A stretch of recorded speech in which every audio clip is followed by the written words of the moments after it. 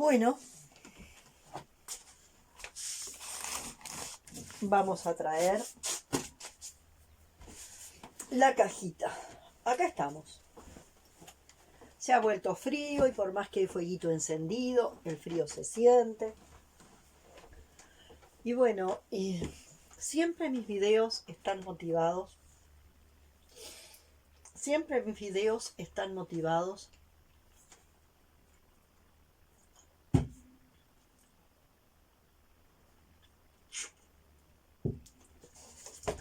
por cosas que durante el día de alguna forma me mueven. Lo primero que me ha movido muy fuerte es lo que está sucediendo de real en este paisito, Uruguay. Ir al supermercado. Ayer fuimos 2 personas al mismo supermercado.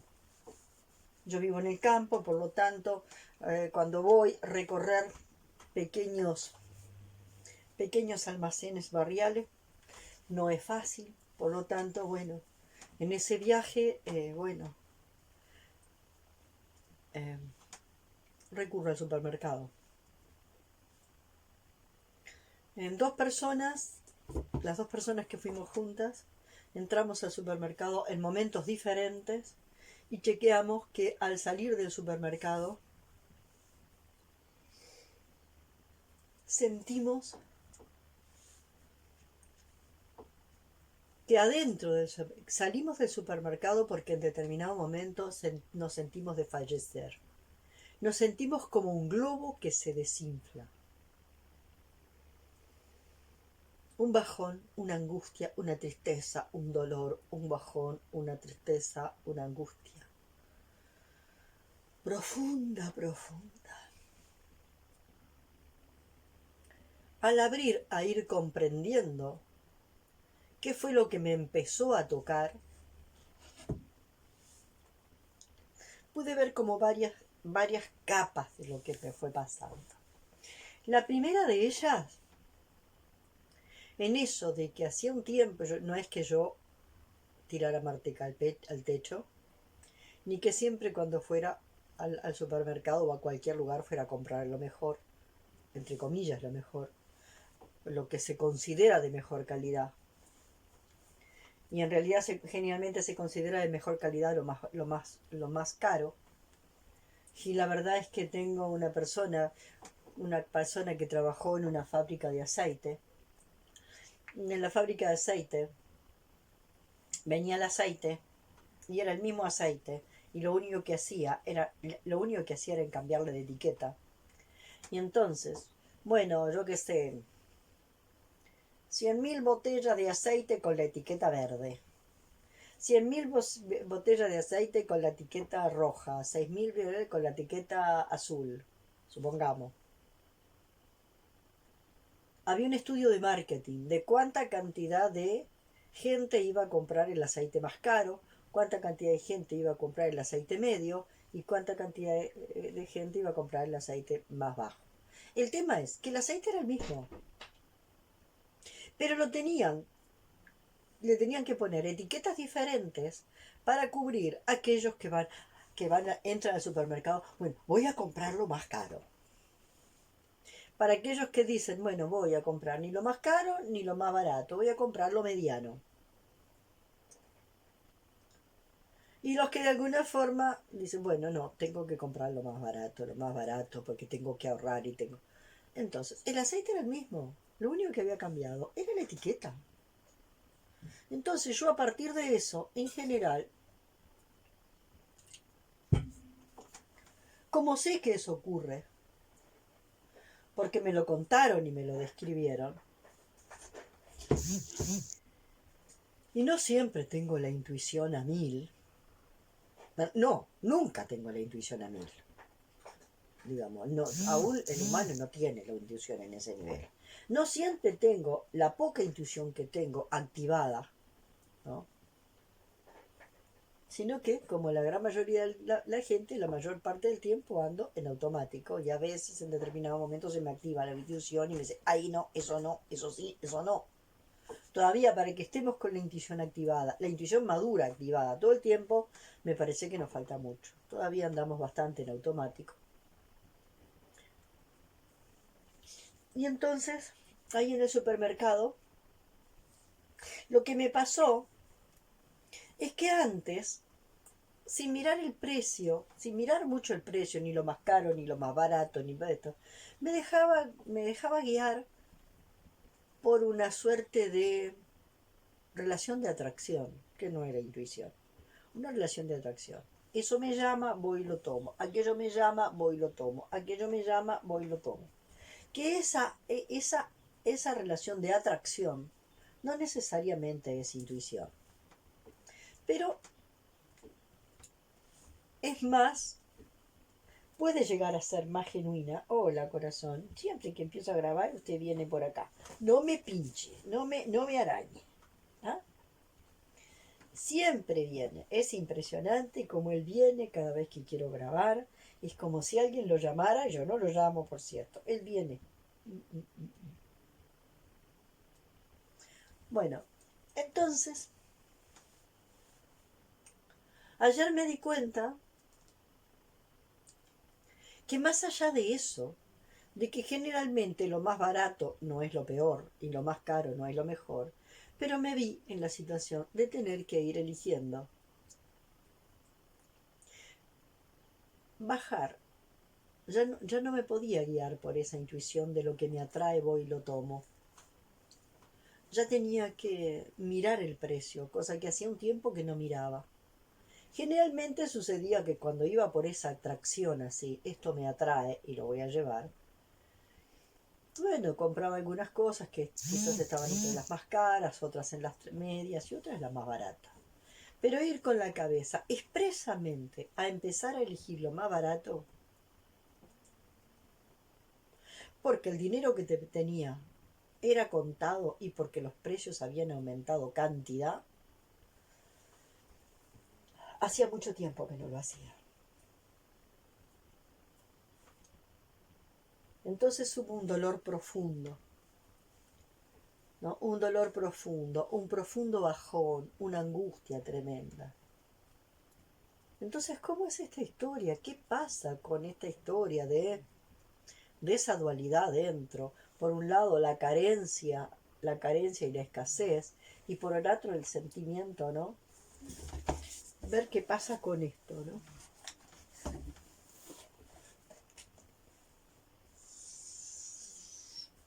Por un lado, la carencia y la escasez, y por el otro lado, la codicia y la ambición. Y en una franja media,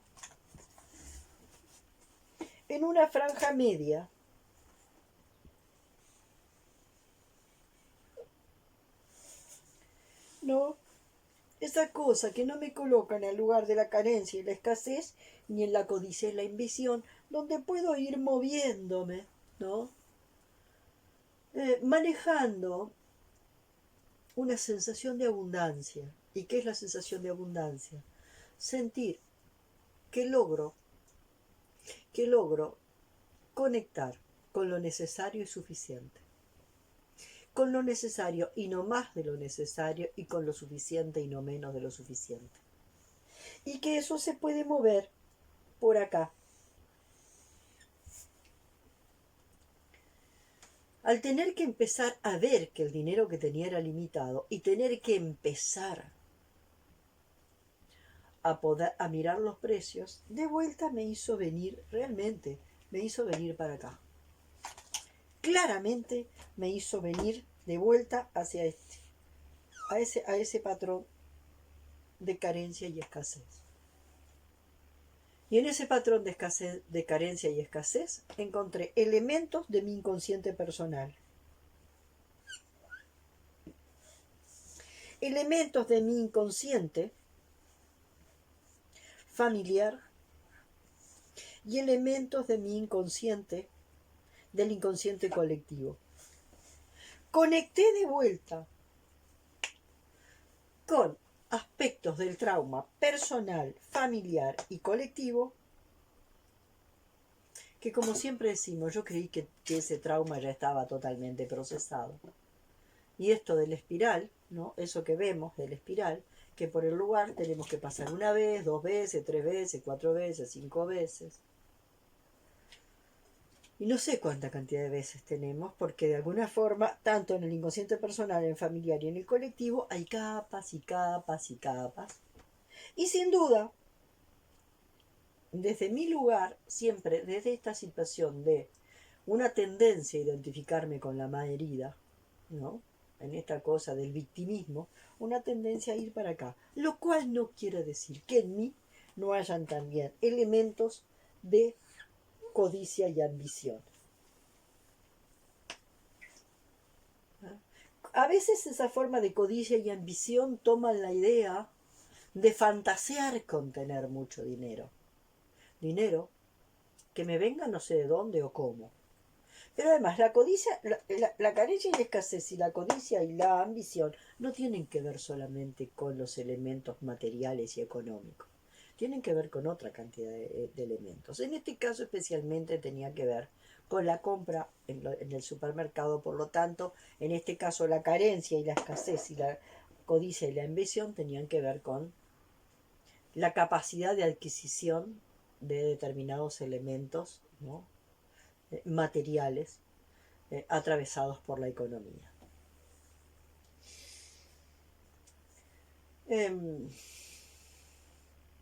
Poder ver cómo esta nueva situación me llevó de vuelta acá. Y en ese bajón contacté con elementos de mi inconsciente personal. Y fueron como 7 u 8 imágenes que me pasaron de momentos de mi historia personal donde me sentí en esto, en carencia y escasez.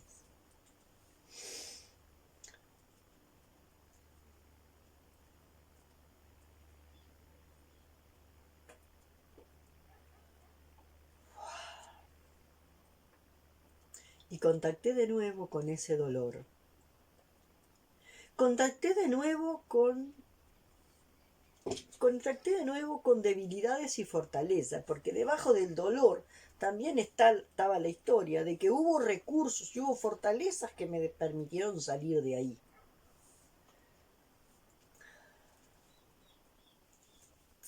Recordando a mi abuela que decía, el que tiene ganas de vivir no se muere de hambre.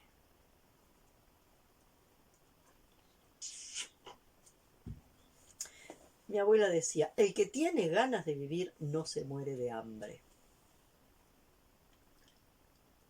Junta raicitas, junta insectos, junta lo que sea.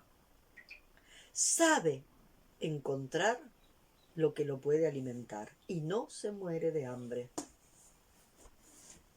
Y mi abuela decía, el hambre tiene que ver más con una situación de acá.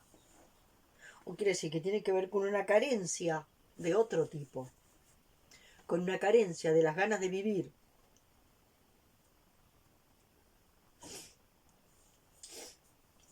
Y esa carencia de las ganas de vivir tiene que ver, uno pierde las ganas de vivir cuando está tomado por el trauma, ¿no? Cuando él realmente está tomado por el trauma. También uno puede venir para este lado cuando está tomado por el trauma. Uno tomado por el trauma puede entrar en patrones de codicia y ambición. Uno tomado por el trauma puede caer en estos patrones. Entonces mi abuela hablaba de las ganas de vivir, que te ayudan a encontrar lo suficiente para vivir, quizás no lo necesario para vivir relajada y holgadamente, pero sí lo suficiente por lo menos para sobrevivir. Lo suficiente para sobrevivir, quizá no lo suficiente, lo necesario para poder desplegar una cierta energía creativa, ¿no? En la sobrevivencia se sobrevive, pero no queda ese plus que necesitamos para abrirnos, ¿no? Para poder desplegar nuestra naturaleza creativa.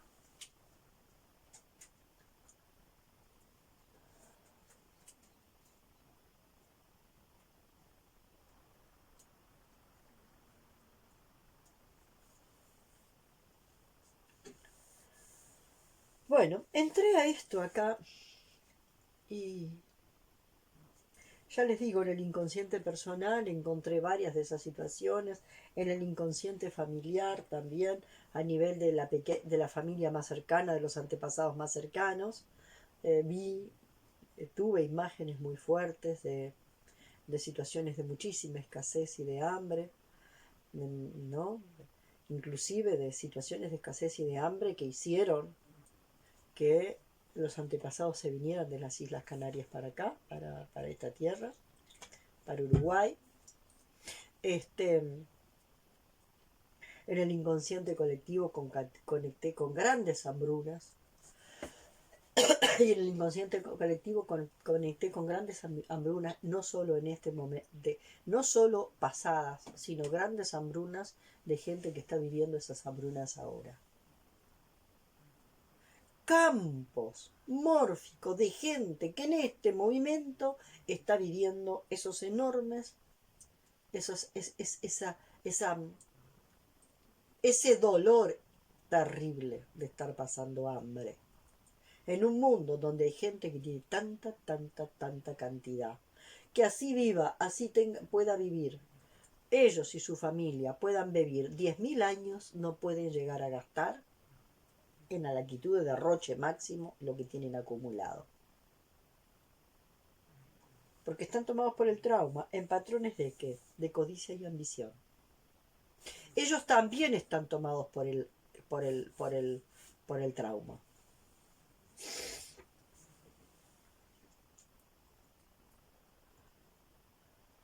Entonces,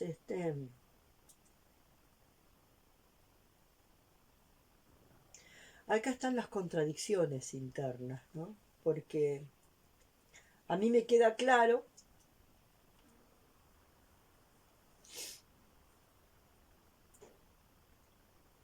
que si en Uruguay estamos viviendo un retroceso en cuanto a las políticas que intentaban ser más equitativas, si estamos viviendo un retroceso en cuanto a las políticas que intentaban ser más equitativas,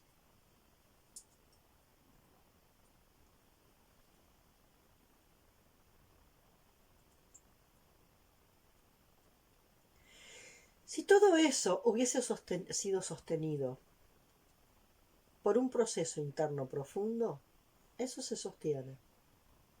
Entonces ahí vengo a lo que yo planteo, lo que yo digo, soluciones genuinas y soluciones técnicas.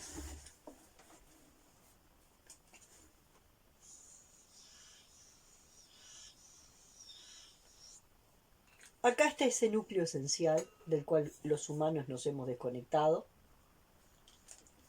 Acá está la militarización de la conciencia, con todo este deber ser que ya vimos. Y entre esta esencia de la cual nos hemos desconectado, eso queda ahí, reprimido, oprimido. Entre esa esencia que quiere salir y esta militarización que no la deja, se genera todo eso que yo llamo el pus. Pus psíquico. Pus psíquico.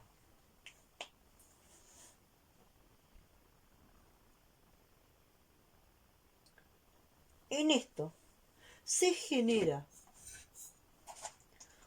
¿no? En ese deber ser, cuando ese deber ser de pronto se empieza a observar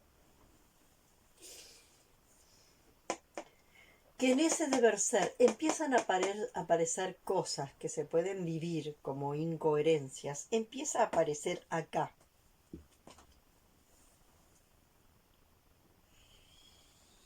una nueva capa.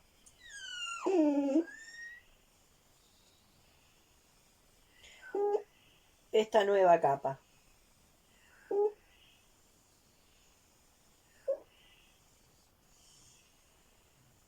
Esta nueva capa intenta encontrar soluciones.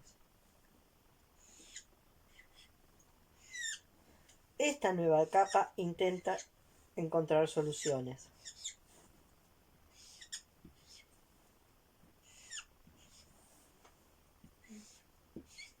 A esas soluciones que intenta encontrar esta capa, que es una capa de elaboración mental, que de alguna forma se da cuenta de todo esto, se da cuenta del error, se da cuenta del síntoma. Yo digo, equivocación y síntoma son dos cosas diferentes. Equivocación es el síntoma. Error es lo que generó al síntoma. ¿No?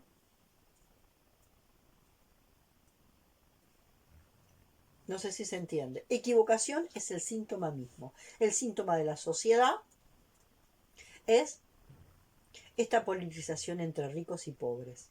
Eso es el síntoma. El síntoma es una equivocación. ¿Se entiende? Pero debajo de esa equivocación está el error.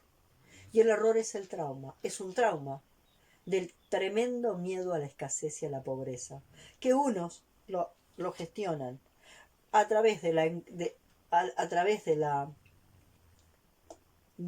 ambición y la codicia, y otros dejándose tomar por la carencia y la escasez. El miedo los hace meterse en el programa de escasez y carencia, y ellos generan una sobrecompensación. Los que están en la ambición y la codicia generan una sobrecompensación. Pero tanto los que de alguna forma quedan atrapados en la escasez y la codicia, en la escasez y la carencia, como los que están en la ambición en la ambición, y en la codicia, en ambos hay un terrible miedo a no sobrevivir. Unos, de alguna forma, se resignan, bueno, se entregan a ese, se dejan tomar, se dejan arrastrar y se dejan tomar por una suerte de impotencia. Se dejan tomar por una suerte de impotencia. Bueno, nací de la carencia y nací de la escasez y así va a ser siempre. ¿Ah? Y entonces van a repetir patrones de escasez y carencia. En cambio, los que están en la ambición y la codicia, lo que van a hacer es un acto de omnipotencia, donde van a querer tapar ese miedo a la supervivencia, volviéndose, como yo digo, caníbales económicos. Los programas que se generan desde acá, que es desde donde se generan los programas de justicia social, es de donde la izquierda genera los programas de justicia social.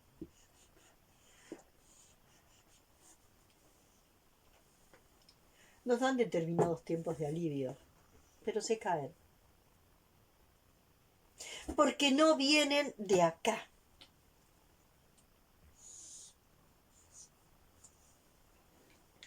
Porque los programas de justicia social vienen de acá y no de acá.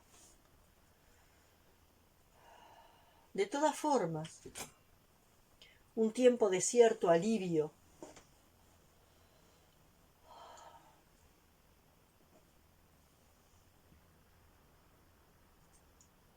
a uno le permite un respiro, como para poder volver a retomar fuerzas, porque tenemos que seguir entrando a dónde, entrando a reconocer esto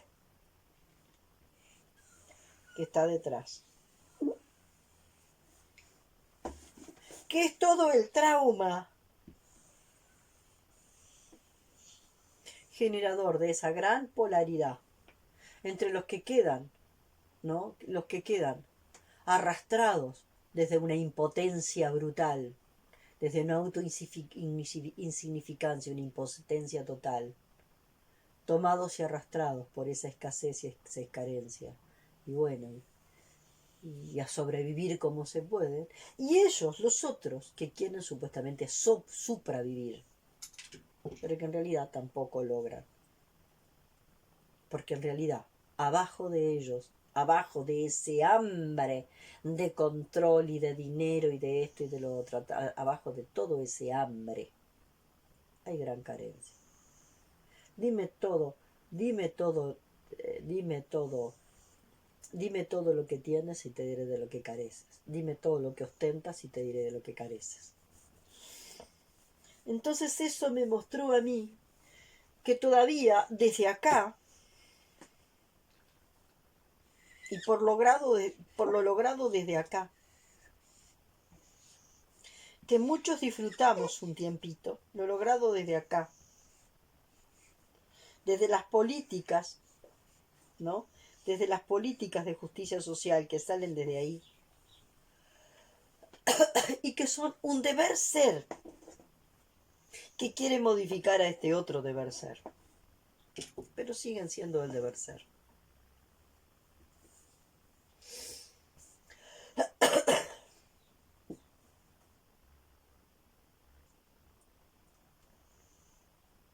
Sentir que tenemos que seguir yendo más hondo, tendremos que seguir yendo más hondo, seguir ayudando a que esto drene más, seguir ayudando a que todo esto drene más, y drene, y drene, hasta que sea posible que algunas gotitas de esto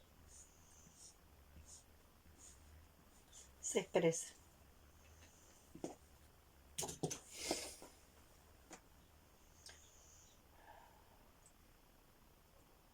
Bueno, esto fue una de las cosas primeras que me pasó. Y la otra, algo que me parece bien importante, que tiene que ver con los sistemas.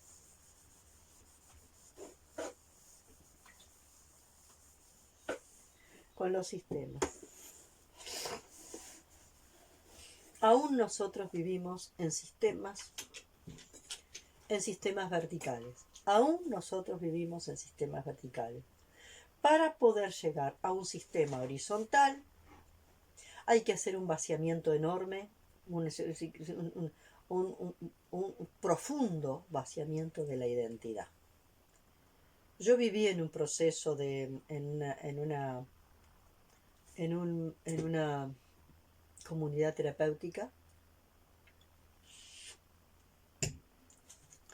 donde en realidad lo que se daba era muy fuerte, porque era una transición entre el modelo de autoridad vertical y el modelo de autoridad horizontal. En los modelos de autoridad vertical suceden cosas bastante complicadas.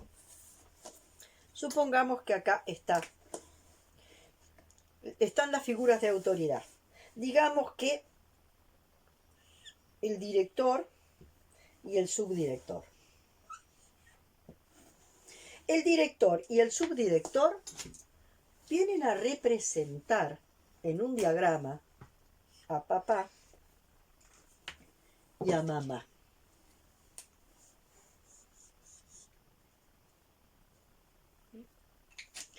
Poner como azul. Papá, mamá y papá.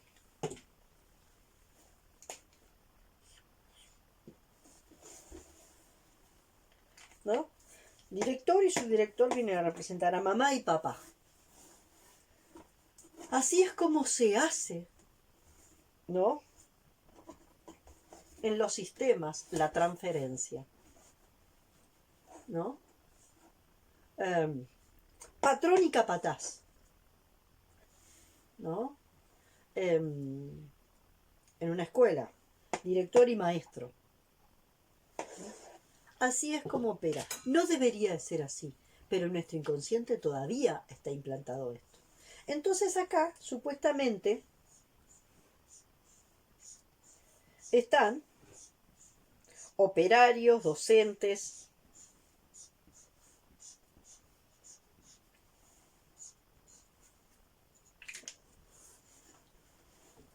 Entonces, acá pueden suceder dos cosas. Pueden suceder dos cosas. Que haya mucha competencia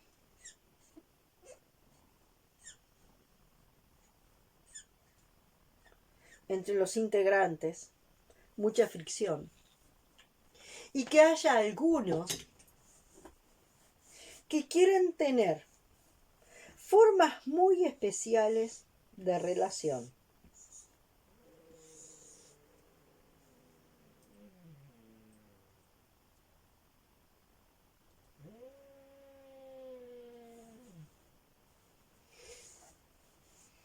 Bien, gracias. Personas que quieren tener formas muy especiales de relación, ¿no? Y que de alguna forma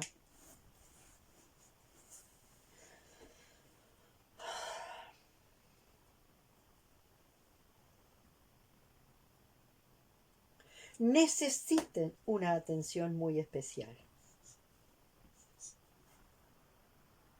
Y también están los otros, los que van a recibir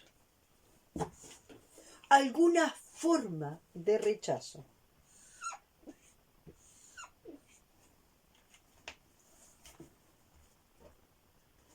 ¿Cómo se resolvería esto? Pasando por, como yo pasé, por un sistema que tienda a los procesos comunitarios. Las comunidades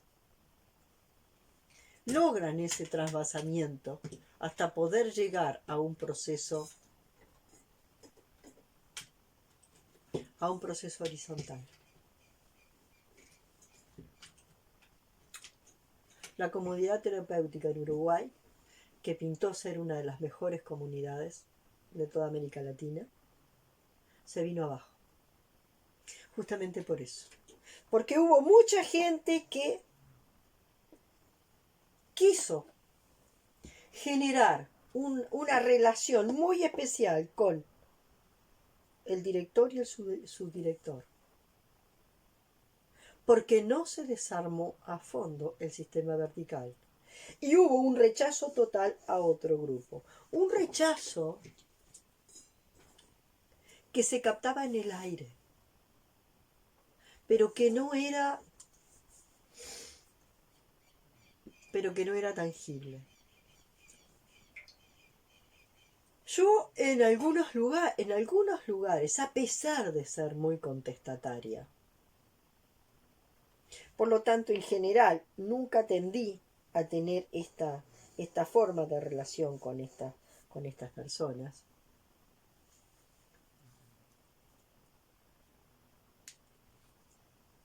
Y en esa actitud contestataria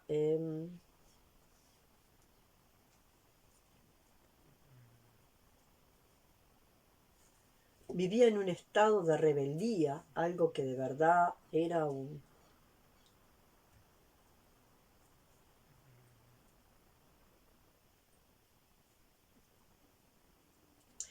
conflicto con la autoridad que no terminaba de resolver. Me tocó ocupar estos lugares cuando acá habían direcciones que de alguna forma también desafiaban al sistema.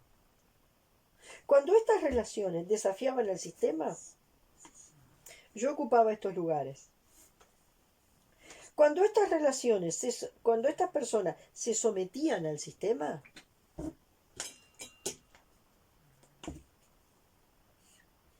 yo ocupaba estos lugares.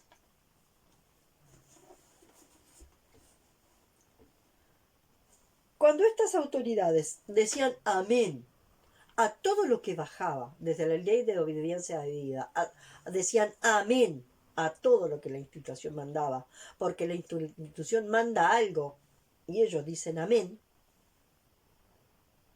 yo como contestataria recibía rechazo, porque yo no quería eso y yo hacía una fuerza contraria.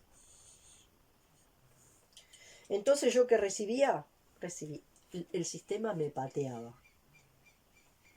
El sistema me pateaba, porque yo estaba haciendo una fuerza contraria a esta que ellos querían vehiculizar. Cuando de alguna forma ellos estaban teniendo una suerte de interpelación al sistema, yo ahí encontraba mi lugar. De todas formas, lo que yo hacía acá, fíjense que me colocaba en un lugar muy distinto. Acá esto me colocaba en un lugar de privilegio. Y este lugar se cae.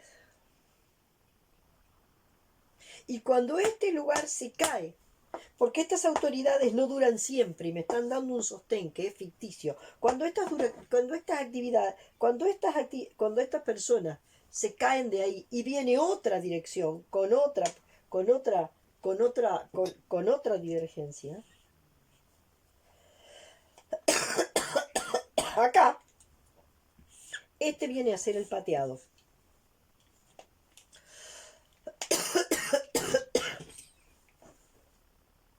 Y este va a ser, ¿no?,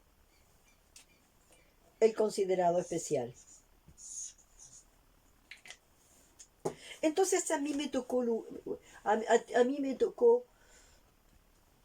ocupar en todos los años que he estado y en todas las instituciones que he estado, debo de haber estado como en 15 escuelas diferentes, con directores diferentes, con distinta manera de pensar la autoridad, en distintos lugares, ¿no?, en distintos centros de estudios, INAU, UTU, enseñanza primaria. Me tocó estar en este lugar de sentir una afinidad importante por las direcciones, de sentir una afinidad importante por por los planteos de las direcciones en función del mismo planteo de la dirección hacia arriba, como cuestionamiento del sistema. Y me tocó ocupar esto, y me tocó pasar por todos los lugares. Cuando entré a la comunidad terapéutica,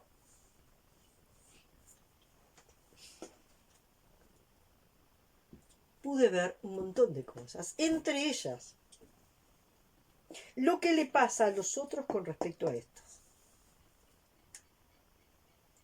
Lo que le pasa a los otros con respecto a estos. Entonces me terminé dando cuenta que lo que yo más tenía que resolver eran mis relaciones acá.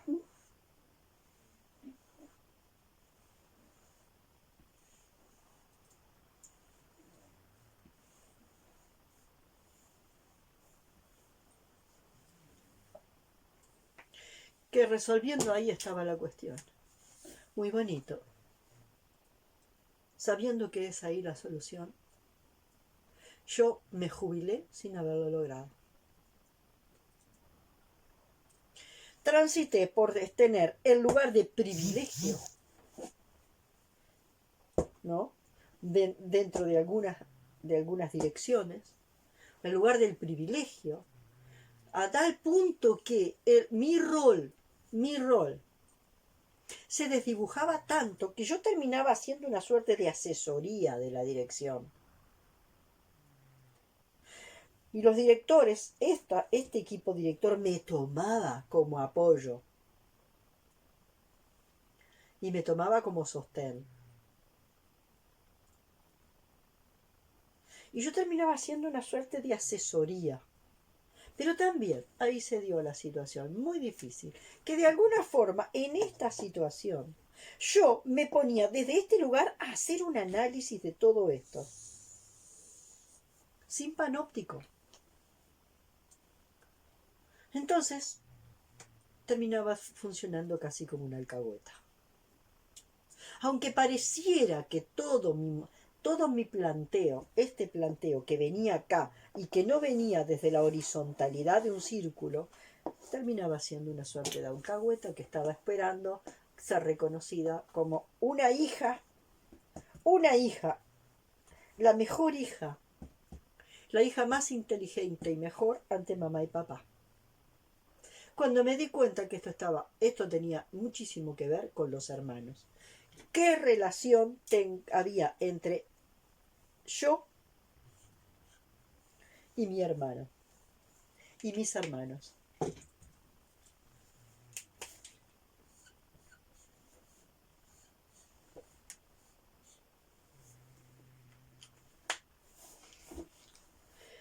que yo, le dice a mamá y papá, mirá que yo soy la mejor hija, mirá que yo soy la mejor hija, mirá que ellos no, yo soy la mejor hija, ellos no.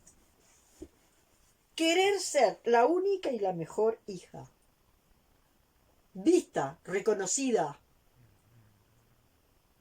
Y como no lo podía hacer, no lo pude hacer con mi mamá y mi papá, lo intenté hacer con las figuras de director y subdirector en distintas instituciones. Entonces, como yo quiero ser desde estos lugares la mejor hija, mejor que ellos, mis hermanos. Yo, la mejor hija, con un lugar de privilegio respecto a esos hermanos que son inferiores. Porque pobres no tienen el nivel de conciencia que yo tengo. Y esto dura poco.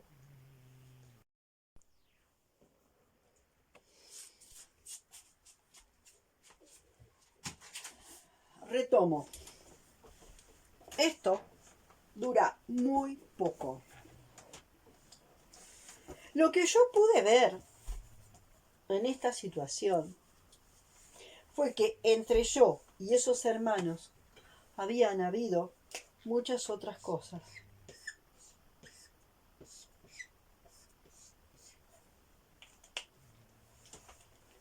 ¿No? Cada vez que yo intentaba ocupar este lugar de privilegio, con todas las razones que podía inventarme, ¿tá? Era un intentar sobresalir.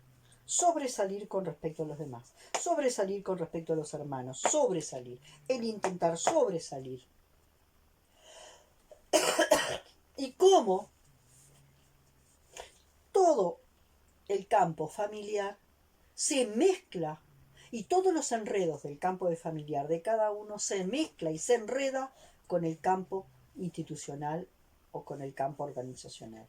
Y cómo se superponen los mecanismos. Cuando yo me creo superior a mis hermanos, quiero sobresalir ante mamá y papá. Y si no puedo sobresalir ante mamá y papá, voy a intentar sobresalir ante la directora y la subdirectora. Porque me voy a crear mejor que mis hermanos. Y voy a necesitar sobresalir. Entonces esto es como... solamente se puede recibir, esto solamente se puede resolver cuando yo puedo, esto que está así, como si fueran dos transparencias, hay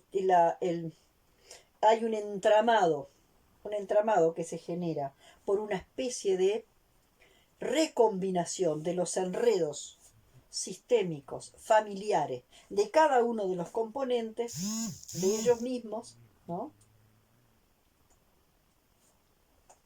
Y por supuesto del mío. ¿Cómo es poder liberar, sanar a la institución de todos estos enredos que en realidad, si bien son todos diferentes, tienen elementos comunes? Bueno, también esta llamada este video fue interrumpido por una llamada. Este video fue interrumpido por una llamada, así que va a quedar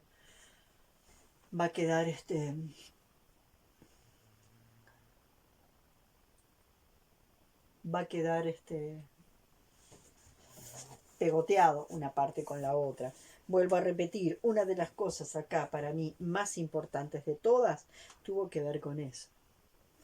Con que yo tuve que empezar un proceso muy fuerte respecto con mis propios hermanos, ¿no?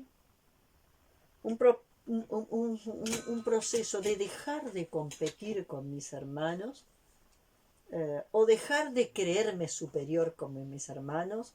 La otra, una cosa, sí, bueno, porque la relación que yo tengo con mis hermanos es una relación muy así, muy asá. No. Porque alguien me decía, no, sí, bueno, porque bueno, yo con mi hermano tengo una relación cordial, donde yo hay de cantidad de cosas que no puedo hablar, y yo voy, y bueno, y voy solamente, a él le gusta comer, y esto, y lo otro, y patatín y patatán, y le gusta esto, y le gusta mirar fútbol, y le gusta esto, y bueno, está, y bueno.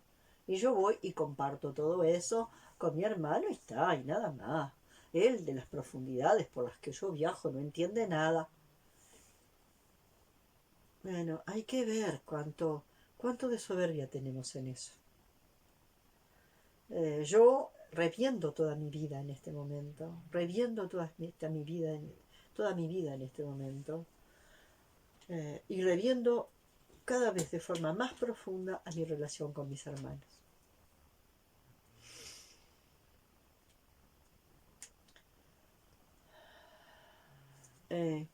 Y de que recordar, en todas las 15 o 20 instituciones en las que trabajé, haber sido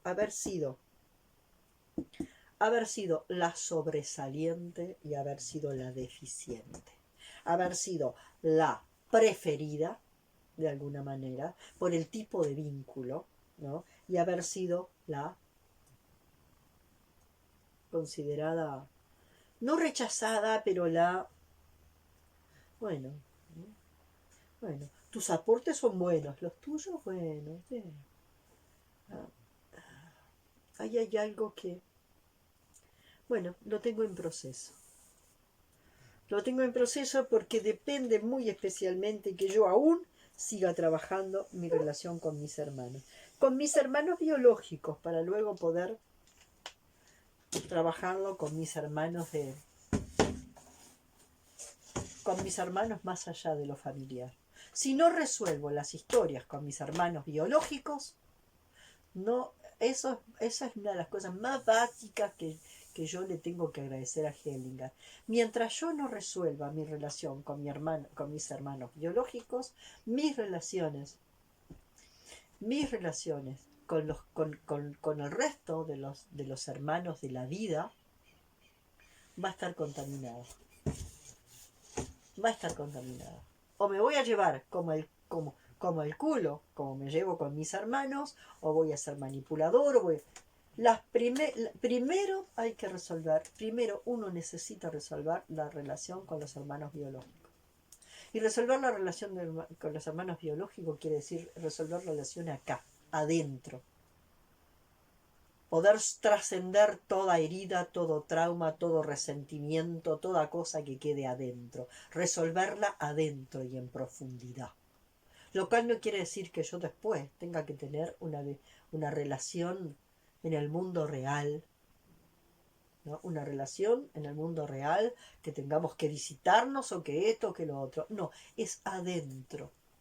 Adentro de mí donde yo tengo que resolver esa relación con mi hermano, o mi hermana, o mis hermanos, ¿no? Donde en realidad puedo aceptarlo en la profundidad de mi ser como mi hermano, con toda la cuota de trauma que va llevando de mi sistema. ¿Por qué? Porque miren cómo es la historia entre los hermanos. Hermano mayor y los hermanos menores. 1, 2, 3, 4, 5, 6, 7 y 8. Y acá está el trauma.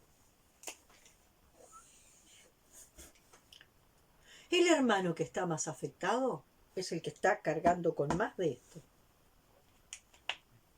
Acá están todos los hermanos. El hermano que está más afectado es el que está cargando con más trauma de este.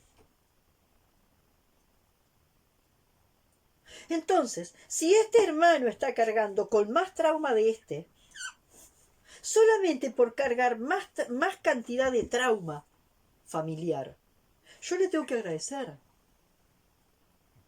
¿no? Porque a mí me permite, mientras él carga a mí me permite hacerme cargo de algún poquito Mientras él carga, a mí me permite ir haciéndome cargo y a lo mejor a mí también me permite ir haciéndome cargo. Pero este quizás sí se entrega, como decíamos hoy con una amiga, quizás este se entrega a cargar con el máximo que puede de trauma familiar, para que yo pueda y este pueda, ¿no? Y otro más quizás pueda, ¿no? Ir haciéndose cargo. Entonces a este, al que carga con la mayor parte, nos está dejando un espacio de oxígeno para que nosotros podamos, ¿qué? Podamos hacernos cargo. Entonces lo que tenemos que hacer hacia ese que carga, supongamos que sea ese o que sea este, ¿no? Puede ser cualquiera. Lo que tengo que tener a esos hermanos que en su ceguera cargan con la mayor parte de trauma, lo que tenemos que hacer es agradecerles. Porque cargan con todo eso, a mí me permiten, o a estos les permiten poder empezar a hacerse cargo de a poco. Entonces, lo menos que tenemos que hacer a estos que cargan, y cargan con todo eso y lo muestran como síntomas físicos, psicológicos, lo que menos podemos hacer es decirle, vos sos loco, vos sos esto, vos sos un enfermo, vos sos esto, vos sos lo otro. Quizás tengamos que mantenernos lejos, porque no podamos sostener la forma en que ellos se manejan, al tener tanta basura de este trauma colectivo moviéndose en ellos. Quizás nos tengamos que mantener lejos, pero una cosa es mantenerme lejos desde una profunda gratitud por todo lo que están cargando para que nosotros tengamos un poco más de oxígeno para podernos hacer cargo. Una cosa es tomar distancia desde la profunda gratitud y otra cosa muy diferente es, yo me hago cargo y vos no. Y vos sos esto y vos sos, y tener una actitud de desprecio. A lo mejor podemos estar cerca de ellos, o a lo mejor no. Pero una cosa es sostener distancia con respeto y con gratitud. Porque gracias a que vos cargas con todo eso, vos cargas con toda esa miseria, que no es tuya, que es de todos, a mí me permite ir tomando porciones de esa miseria para procesarla. Eso es una gran diferencia. Y eso es algo que a mí me está empezando a pasar ahora, de a poco, con mis hermanos, a pesar de que mis hermanos de alguna forma siempre fueron mayores que yo. De mis hermanos vivos queda una sola, pero de alguna forma, a pesar de eso, no importa, antenitas vivas o antenitas no vivas, empezar a sentir, más allá de que a veces haya tenido que mantenerme muy lejos, empezar a agradecerles cada vez más. Que de alguna forma, porque ellos cargaron, mis dos hermanos cargaron con una parte importantísima de este trauma colectivo, yo pude empezar a hacerme cargo. Así que bueno, este tema lo conversamos con una amiga hoy también. Y bueno, y como que hice una combinación de varias situaciones que me pasaron hoy. Y entonces sentir eso, que la relación con mis compañeros de trabajo, mis compañeros de vida y mis compañeros de todo, está muy, pero muy marcada y señalada por eso, ¿no?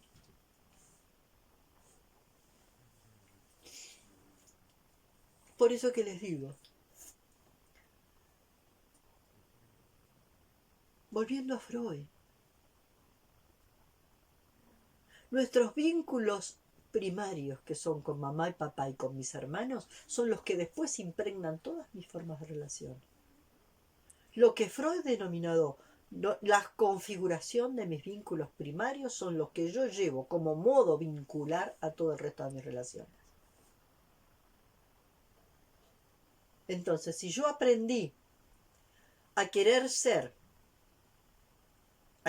visto por mamá y papá, porque mamá y papá no me veían, y quise de alguna forma tratar de ver cómo lograba opacar a un hermano, o lo contrario, como me quise meter abajo la alfombra porque me sentía que no podía competir con ese hermano brillante. Y todas las formas que pueden haber, muchísimas, ¿no? ¿No? Tenía una amiga, por ejemplo, que durante mucho tiempo ella tenía un sueño de que su hermana comía con la madre en la mesa grande del comedor y que ella era como la sirvientita que comía en la cocina. Se sintió contentísima porque un día soñó lo contrario, que ella era la que estaba sentada en la mesa, ocupando el mejor lugar en la mesa, ¿no?, del comedor, mientras su hermana estaba en la cocina. Hasta el último día que nos vimos, después tomamos distancia, nunca pudo verse con su hermana sentada en la mesa junto a su mamá. Si la hermana era la principal, la predilecta y estaba en la mesa con mamá, ella estaba en la cocina. Cuando ella pasó a ser la principal, su hermana no se pudo quedar ahí. O sea, el juego entre la princesa y la cenicienta, ¿no? Entonces, Freud es muy claro. Nuestros vínculos primarios, que son los que aprendimos en nuestra familia con mamá, papá y los hermanos, son los vínculos que después vamos a desplegar. Es el modelo vincular que vamos a desplegar en todas nuestras relaciones. Entonces, eso es bien importante, ¿tá? Entonces, la historia es, bueno, ¿qué se hace? ¿Qué se hace? ¿No? Desde los distintos lugares. Bueno, era lo que hoy tenía para contar, o para mostrar, o para decir. No sé. Cada uno verá qué le resuena de esto.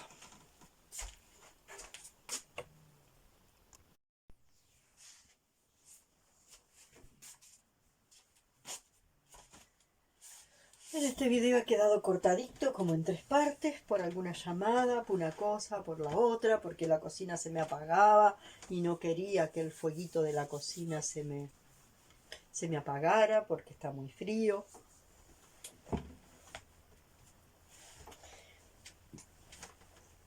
Bueno, decir un poco esta cosa, que esto que de alguna forma, estos constructos humanos que tenemos sobre el tacto, sobre el tacto, sobre el buen trato, sobre el maltrato, sobre esto, sobre lo otro,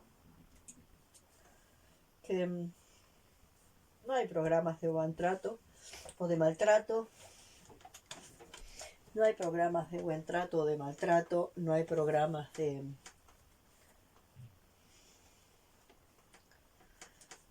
Todo es cuestión de una sensibilidad especial para saber la oportunidad.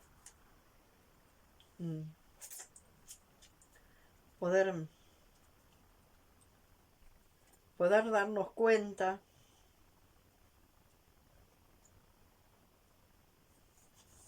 de que tener tacto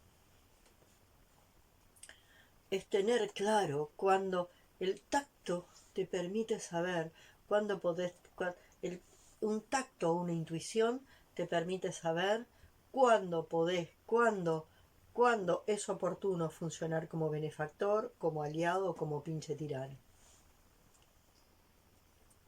Tener como una intuición para eso.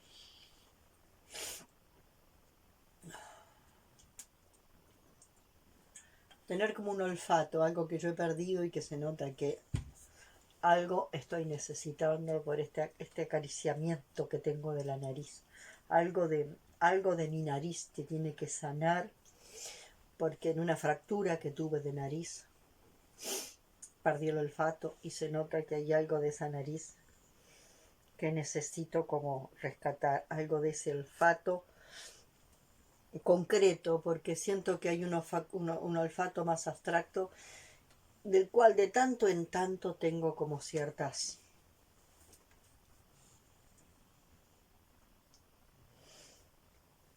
chispazos de lucidez.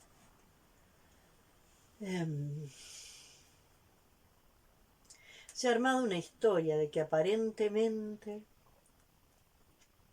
en el mundo maravilloso y naíz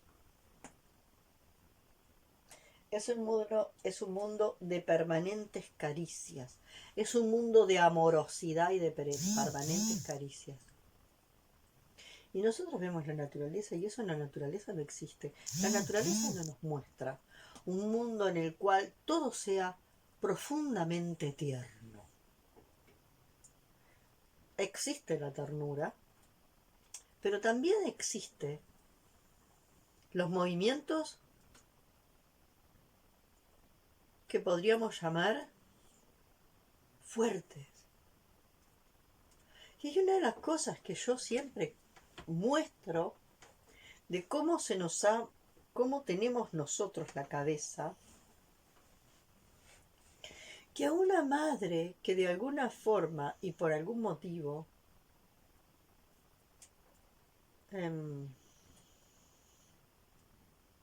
hace un movimiento aparentemente poco amoroso respecto a un hijo, es una yegua.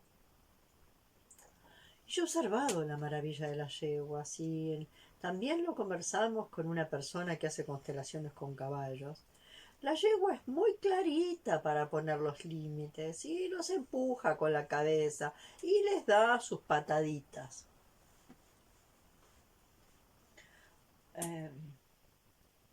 Entonces, eso que planteaba, ¿no? De que aparentemente en este mundo naif y romántico, de una suerte de amorosidad permanente y constante, donde todo tiene que ser mimito y caricia y mimito y caricia y amorosidad y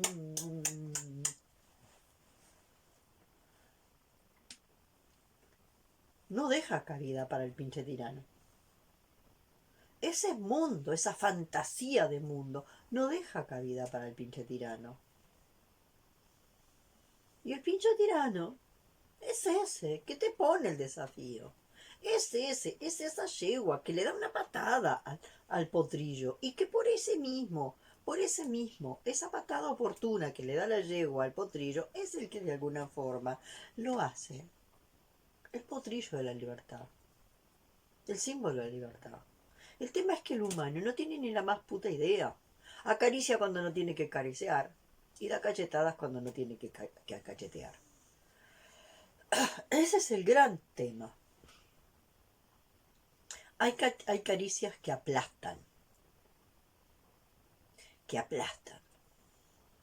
que son como caricias compasivas. Y pobrecito, ay, pobrecito, chiquitito, ay, pobrecito, chiquitito, amorosito, pobrecito, ay. Hay caricias que aplastan, que generan una suerte de complacencia justificadora que termina siendo aplastante y que de alguna forma es una suerte de amor cómplice de la neurosis. Ese amor no es un amor. Por eso Kellinger dice que primero tiene que ser el orden y después del amor. Que todo amor, que primero no, que ahí hay una historia donde que de alguna forma hay una punta del amor constituyente que nos lleva al orden. Pero ese orden tiene que llevarnos al amor. De alguna forma, en un modelo circular. Ahora si me quedo en esa suerte de amorosidad pegajosa. Aycito, ay, chiquitito, pobrecito, qué amorcito, pobrecito, chiquitito. Ay. Entonces la historia no está con acariciar o dar cachetadas, con susurrar o gritar. Está con una historia que va por otro lado. ¿Cuándo dar una cachetada que levanta? ¿Cuándo dar una cachetada que levanta? y cuándo dar una cachetada que te puede asentar sin aplastar. ¿Y cuándo puedo dar una cachetada que te para en la tierra y te baja a tierra? Entonces, el tema es que el humano viene dando caricias y cacheteando a ciegas. Por eso venimos dando cachetadas y caricias a ciegas. La cachetada como supuesto castigo y la caricia como supuesto premio. ¿De qué? No es lo que hacemos, sino la función que mueve y la función que viene a cumplir lo que hacemos. Y si la cachetada o la caricia cumple la función que tiene que cumplir en función de una necesidad que tiene el otro. Si el otro anda por allá arriba, la historia es que ver yo cómo puedo ayudarlo a bajar. Si el otro se deja ayudar a bajar. Yo no le puedo imponer, yo lo puedo invitar a bajar con una actitud mía. El otro puede bajar o no puede bajar. O puedo tener un movimiento que me sale instintivamente de bajarlo. No planificado, un movimiento que yo siento que el otro se está subiendo e instintivamente me sale un movimiento. Cuando la yegua patea a su potrillo, cuando la yegua patea a su potrillo, lo que quiere es que ya comience a utilizar sus propios recursos.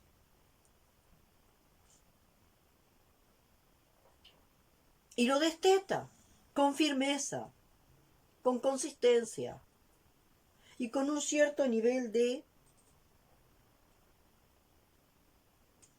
fuerza. Entonces todo este mundo de la amorosidad, toda dulzura, todo amorosidad, todo así, es un constructo de la mente naif, de un amor romántico, de una cosa que no existe en la naturaleza así. Entonces yo puedo decir, mira, la forma en que me dijo mi amiga tal cosa. La flauta, la verdad es que me dejó patada arriba, me dejó 3 días a la vuelta, la quería matar, me la quería comer, pero mirá, esto no puede ser una amiga, porque fíjate en la forma en que me dijo, con la crueldad que me dijo esto, que no tuvo tacto ninguno para decirme lo que me dijo, Después de 3 o 4 días de cacareo continuo, dejo el cacareo y caigo en la cuenta que era de la única forma que me podía decir lo que me dijo, para que yo entrara en ese lugar donde tenía que entrar. Que con toda una cantidad de tacto para acá y tacto por acá y tacto por allá y tanto tacto y tanta sutileza y tanto tacto, yo no iba a entrar ahí. Que funcionó como el pinche tirano exacto que me tenía que llevar al lugar exacto donde tenía que tocar esa herida, donde entrar profundo a esa herida para sanar esa herida desde ese lugar. Y que si no era de esa forma, no funcionaba. Claro, estuve 4 o 5 días en pataleta, donde me la quería comer.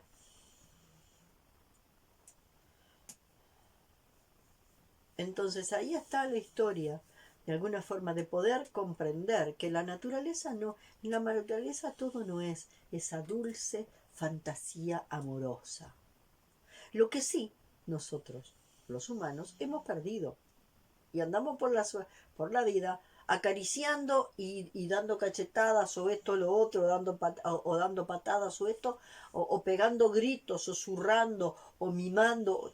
Todas nuestras actitudes están tan desconectadas con la función genuina que tienen que cumplir. En este universo, en este manicomio, donde todo está absolutamente contaminado e infestado de programas,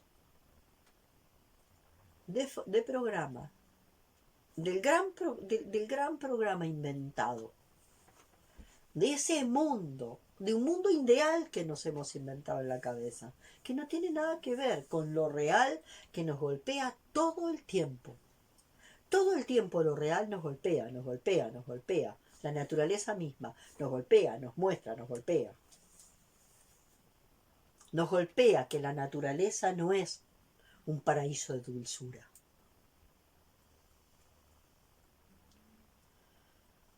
Entonces, un poco ahí, observando esto, ¿no? De que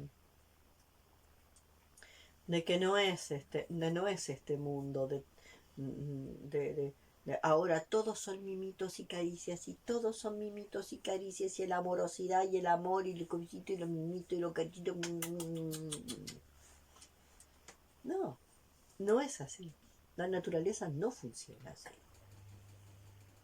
Tampoco es todo castigo, castigo, cachetada, trompada, patada, catada. No. El tema es que el humano, reitero, viene a ciegas. Entonces acaricia donde no, la función que se necesita no tiene que ver.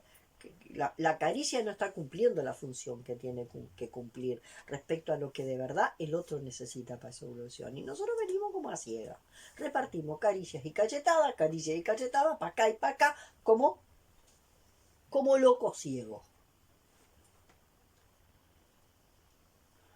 Entonces hemos venido de un tiempo de mucho castigo, de mucha crueldad, de mucho castigo, de mucha crueldad, porque hemos venido de un mundo donde se educaba, ¿no? Una educación, la pedagogía de la crueldad. Y entonces, como veníamos de la pedagogía de la crueldad, ahora queremos implantar la pedagogía de la amorosidad, ¿no? Inventamos ¿viste? Estas cosas que no podemos hilar fino y ver que no es, que la crueldad, el mundo cruel es cuando se instala un programa de crueldad. Y entonces hay que educar a la fuerza de la vara, de la paliza, de la cachetada y de la chancleta, y dale que va, y dale que va, y es la única forma, y es un programa automático, castigo, castigo, castigo, castigo, castigo. Y ahora pasamos al otro mundo, ¿no? La pedagogía de la crueldad, pasamos a la pedagogía de la amorosidad. Y ahora hay un programa de una amorosidad permanente y constante. Y donde una amorosidad, que ahora nos vimos para el otro extremo, de una amorosidad constante. ¿Dónde de verdad? Yo no veo eso en la naturaleza. Veo que los animales saben cuándo utilizar la fuerza, una fuerza que de alguna forma, ¿no? Que de alguna forma genera procesos de educación, ¿no? Y cuando los animales son tiernos los unos con los otros y cuando de alguna forma se pegan un tarascón, ¿no? Pero la función con que eso se hace es diferente a la función del ser humano. En el ser humano es vehículo de trauma. Vehículo de lo que ya vimos. ¿Vehículo de qué? De las producciones fantasmagóricas del trauma, o vehículo de las producciones fantasiosas, de la fantasía compensatoria. Entonces, para compensar la pedagogía de la crueldad, ahora generamos una pedagogía de la amorosidad, ¿no? Y nos vamos para el otro extremo. Y ahora todo es una amorosidad y todo miel y toda una amorosidad constante, porque antes todo era castigo, toda la pedagogía de la crueldad y toda la pedagogía de la hiel. Pasamos de la hiel a la miel.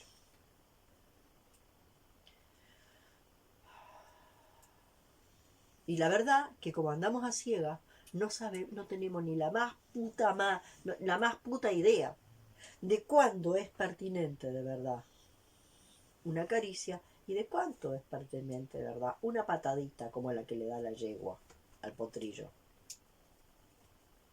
No tenemos ni la más ni media. Entonces poder empezar a ver, por lo menos de saber y de tomar conciencia, cómo a nivel humano podemos, los movimientos colectivos hacen esas producciones donde pasamos, les digo, de la pedagogía de la crueldad de golpe a la pedagogía de la amorosidad, sin poder lograr un discernimiento claro respecto que ni una ni la otra cosa. Que el amor toma varias formas y que el amor a veces toma la forma de una cachetada o de una patada. Excepcionalmente. Cuando eso se vuelve la pedagogía de la crueldad ya no funciona. Pero la pedagogía de la amorosidad tampoco. Porque el mundo el mundo real no tiene ese nivel de amorosidad constante. Y porque, como yo he comentado más de una vez, yo no veo la verdadera amorosidad. Porque he visto la crueldad encubierta en los que de alguna forma se constituyen como personajes amorosos. Y cuento el caso de una persona, que tenía el discurso enorme de la amorosidad y que era muy dulce y puro caricias con su hijo, pero que para encontrar la posibilidad de que no se chupara el dedo, le metió cinta adhesiva. Quiero decir que cuando yo me exijo ser amoroso, hay una parte mía que en esa exigencia de funcionar en el mundo de la amorosidad, hay una parte mía que se pierde. Y en esa parte mía que se pierde,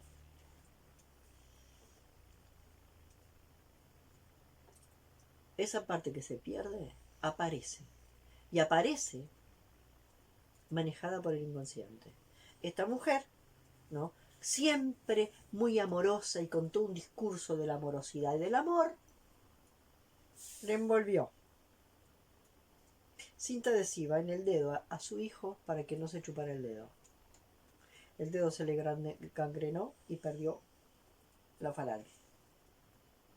Quiere decir que toda la miseria de la cual yo no soy capaz de hacerme cargo va a encontrar por dónde dispararse. ¿Hay miseria en la naturaleza? No. La naturaleza tiene la posibilidad de que cada acto cumple la función que tiene que cumplir. Y nosotros necesitamos mucho para aprender a la naturaleza. Para poder llegar a funcionar, a comprender la naturaleza y la función de cada movimiento, ¿por qué? De alguna forma, ¿qué hace la yegua cuando de alguna forma genera esa patadita para el potrillo, para que se ponga de pie y salga, ¿no?, y deje de andar prendido a la teta? Para que lleguemos a comprender cómo funciona eso, mucho proceso de destraumatización, mucho proceso de liberación de traumas de siglos de adentro.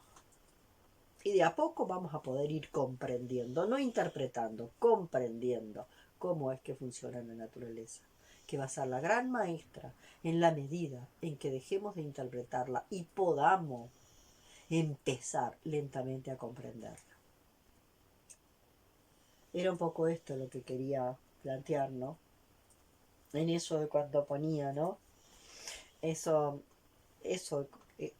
cuando ponía, ¿no?, en esa parte donde fui acariciada por algunos directores y pateada por otros. Algunos directores me acariciaron, me dieron ese lugar de privilegio, me dieron ese lugar ¿no?, de ser la hija privilegiada, ¿tá?, y me dieron ese lugar, el lugar de la princesa en el sistema, ¿no?, mientras habían otras que eran las cenicientas, y después, ¿no?, esos otros directores o directoras que me dieron el lugar de la cenicienta, me patearon y me dieron el lugar de la cenicienta, y a otras les daban el lugar de princesa, ¿no? ¿No? Es como el lugar de la luz, del que trae la luz, del privilegio que trae la luz. Según cómo era el director, yo era alguien que traía la luz o alguien que traía la oscuridad, de acuerdo a cómo era el sistema, ¿no? Entonces, ¿cómo era ese juego de patada o de no patada? ¿No? ¿Y a quién pateo? ¿No? Si yo me coloco acá, ¿no?, yo me coloco acá y soy ella yegua, quizás yo pateo a este que se me viene muy arriba, pateaba este que se me viene con una patadita suave. Retírate, che. Retírate que no sos tan genio. Retírate que quiero hacer lugar para el otro. Venga, venga. Venga que usted tiene cosas para decir, que yo todavía no las he podido escuchar ni comprender porque, bueno, no sé, hay mucho acá y esto es muy profundo y no es tan fácil, es bastante más complejo, ¿no? Es bastante más complejo porque desde un lugar de equidad siempre vamos a tender a qué? A tener una cierta de, cada uno que esté en un lugar de autoridad va a tener una cierta tendencia a privilegiar y dar un lugar de privilegio a quién, aquel que le resulta más afín. Y si por cierto fui afín a algunos directores que me dieron ese lugar de privilegio. Cambió la dirección y ya no tuve la afinidad, o ese director no tuvo la afinidad conmigo. Entonces le dio lugar de privilegio a otros y a mí me pateó. Entonces, acá está la historia. ¿A quién le doy la patadita para que te alejes? ¿A cuál le doy la patanita que me permite patearte para que te alejes? Si bien contigo siento más afinidad, pero te doy una patadita para que te alejes un poco, para que haya oxígeno, para permitir ver si puedo comprender a aquel otro que todavía no comprendo y al que no puedo llegar. Precioso decirlo. En la práctica, complejo. Complejo, porque mi supervivencia de humano traumatizado me va a llevar a qué? Me va a llevar necesariamente a darle un lugar de privilegio, y esto es un mecanismo totalmente inconsciente, darle un lugar de privilegio a quién? A esos con los cuales tenemos afinidades. Y vamos a tratar de que este vínculo sea un vínculo más fuerte. Y vamos a ponerle más oreja a esta persona que parece que dice cosas más afines a las que yo digo. Y vamos a intentar, bueno, aquel no tiene mucho para decirme. Y ni siquiera vamos a poder entrar a comprender lo que aquel tiene para decir, inclusive en lo que no dice. Entonces, con todo esto que voy diciendo, yo me imaginaba, ¿no? Me imaginaba acá ser una mamífera, ¿no? Ser una mamífera, ¿no? Que tiene por un lado un hijo, ¿no? Un hijo que quiere venir y acercarse demasiado. Un hijo que quiere venir y acercarse demasiado, con una suerte de querer desplazar al otro, ¿no? Y cuando a la vez esto se da de los dos lados, una mamá que viene, este hijo se quiere acercar demasiado para desplazar al otro. Y cuando este hijo se quiere acercar demasiado para desplazar al otro, ese fenómeno que le decía con esta amiga, porque además estoy segura que a las dos les pasaba lo mismo. Yo quiero estar en el comedor almorzando con mi mamá, porque siempre sentí que mi mamá almorzaba con mi hermana y yo estaba en la cocina haciendo de cenicienta.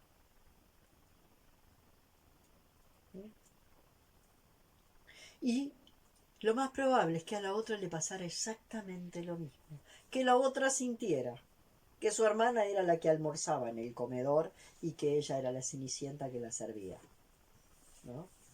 Entonces, como cada hijo o cada hija quiere ocupar el lugar de la princesa, el lugar de privilegio de ser la princesa, y que el otro hermano sea la cenicienta, ¿no? ¿Y qué pasa? Estar acá, en este lugar, y que uno sienta la situación de los dos lados. Siendo madre, siendo padre, siendo madre, siendo padre, ocupando un lugar de autoridad en un centro, en una institución, en una organización. Y pueda percibir eso.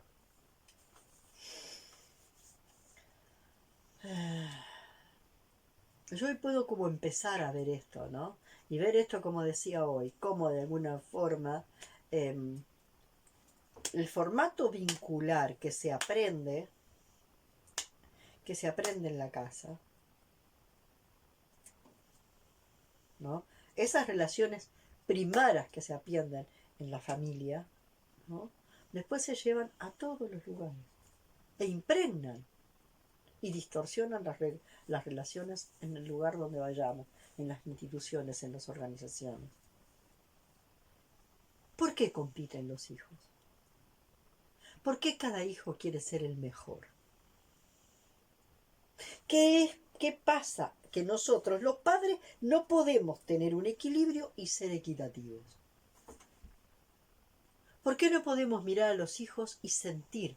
Y mirarlos y decirlo y sentir, tener una sensación de equidad y ser equitativos con nuestros hijos? ¿Por qué no lo fueron con nosotros? ¿Y por qué no lo fueron con nuestros padres? ¿Y por qué no lo fueron con nuestros abuelos? Entonces no podemos mirar a nuestros hijos en un estado de equidad. Y no podemos ser entonces funcionarios, ¿no? No podemos tener un lugar de autoridad en un centro de estudio porque no sabemos sostener la equidad. Y no podemos ser presidentes de un país manejándonos con equidad. Quizás algunos puedan tener un diagrama de mayor equidad que otros, ¿no? Pero entonces podamos ver qué es esto de la equidad, ¿no? Eso que vemos, igualdad y equidad son cosas diferentes. Entonces, ¿cómo es? Porque la equidad supone que vemos, que nosotros percibimos, ¿no? Que a lo mejor le tenemos que dar a este porque este está más desfavorecido. Y le tenemos que dar más atención a este porque está más desfavorecido. Y entonces, cuando le damos más a este porque está más desfavorecido, este se siente abandonado. Y cuando de pronto pasa otra etapa y le damos más a este porque sentimos que está más desfavorecido, este se siente abandonado. ¿Tenemos la percepción real? ¿O es pura proyección de nuestra mente? Mucho más preguntas que respuestas. Mucho más preguntas. Hoy, sinceramente, con todas estas cosas que planteé, donde mostré algunas cosas que yo siento que suceden, digo, pero qué lindo que es hablar de la equidad. ¿Realmente tengo una percepción clara como para saber que estoy siendo equitativo? ¿Realmente siento que este hijo es el más desfavorecido con respecto a este? ¿Realmente que este alumno es más desfavorecido con respecto a este? ¿O que de los funcionarios que están a mi cargo, es tanto más brillante que este? ¿Y este es más brillante y este es más tonto? ¿Cómo es? ¿Cómo tenemos organizada nuestra percepción? No lo sé, no tengo ni la más puta idea. No tengo ni la más mínima idea. Siento que el humano es un ser que proyecta tanto, tanto, tanto, tanto, que desde nuestra matriz perceptiva, como decimos, lo que vemos tiene que ver mucho más con nuestra matriz perceptiva que con lo que realmente está pasando ahí afuera. Quizás si hay una parte mía que se identifica con un hijo, con un alumno o con un funcionario determinado y veo en él una carencia que yo no tengo resuelta, voy a creer que él es el más desfavorecido. Y por mi identificación con él y con su herida, le voy a dar más a él. Pero ¿es la herida de él o es la mía?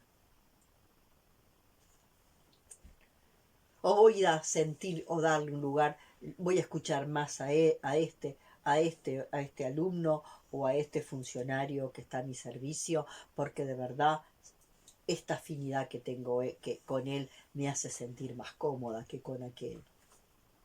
No sé. Hoy no sé, estoy en un momento donde creo que en esto de, como decía, como decía Caruti en la introducción del libro, ¿no? La inteligencia planetaria.